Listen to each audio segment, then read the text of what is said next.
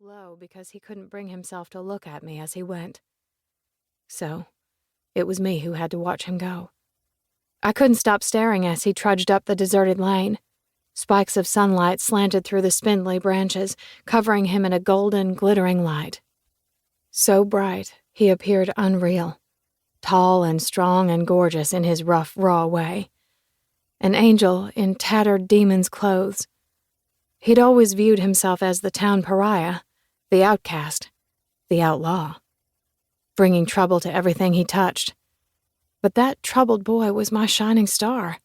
He taught me to have faith that people were so much more than their exteriors and their reputations. Made me have faith that destinies weren't based on our circumstances, but rather what we made of them. In that moment, I had faith he'd come to his senses, stop and turn around and realize we were always supposed to be together, no matter what. But he didn't. He just let the connection pull and pull and pull with each of his steps until my heart finally ripped under the strain of it. It shredded me right in two. That was the day Jace Jacobs walked out of my life, and I swore I'd never be fool enough again to let him back in it. 1. Faith. 10 years later. "Bailey?" I called from the top of the stairs. "Is that you?" The old house was cast in darkness.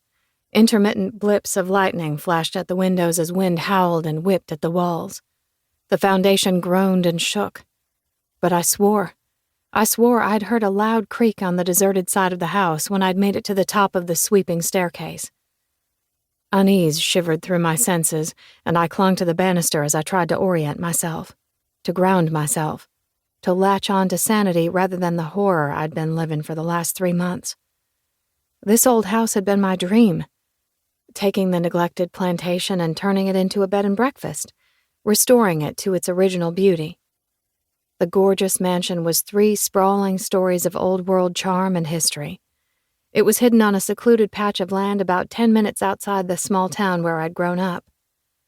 It was funny how dreams could shift into nightmares in the blink of an eye, how the comfort I'd found in this place could turn into this unbearable feeling of isolation and vulnerability. "Hello? Is anyone there?"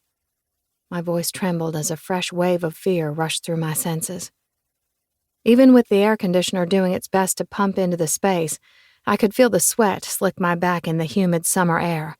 My breaths panted into the night as I peered into the darkened hallway to the right, where I stood at the top of the stairs.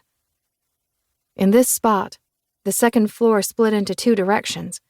There were 4 bedrooms to the right and 4 to the left. Our rooms were to the left. Was it my mind playing tricks on me that I'd heard something coming from off to the right? The problem was, I no longer knew what was real, what was paranoia, and what was a true threat. My heart drummed, this erratic boom, boom, boom that thundered the walls as loud as the thunder that rumbled outside. Heavy clouds hugged the old plantation while something like chills went skating across my flesh. Silence echoed back. But still those spikes of awareness lifted the fine hairs at the nape of my neck. "Who's there?" I called again, my voice cracking like a plea. Nothing. Tears of frustration and helplessness built in my eyes. No doubt my mind was conjuring things that just weren't there. I was nothing but a prisoner to shock and sorrow and a debilitating sort of fear. I hadn't been able to sleep for more than a minute at a time for the past 3 months, and an anxious exhaustion had set in. My body succumbing while my mind continued to race. Pictures invaded my mind every time I attempted to close my eyes. Blood, blood, so much blood. His eyes so wide, his body so still.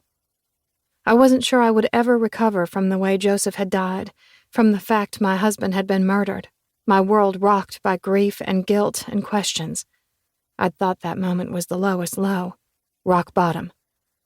That was until the ominous notes had begun to show up, making demands of me that I didn't know how to meet. I hadn't even been able to comprehend how terrifying things might become, how I'd begin to question everything I'd once thought I'd known. I squeezed my eyes against the visions that assaulted me, shaking myself out of the spiral I was getting ready to stumble into, and tried to convince myself everything was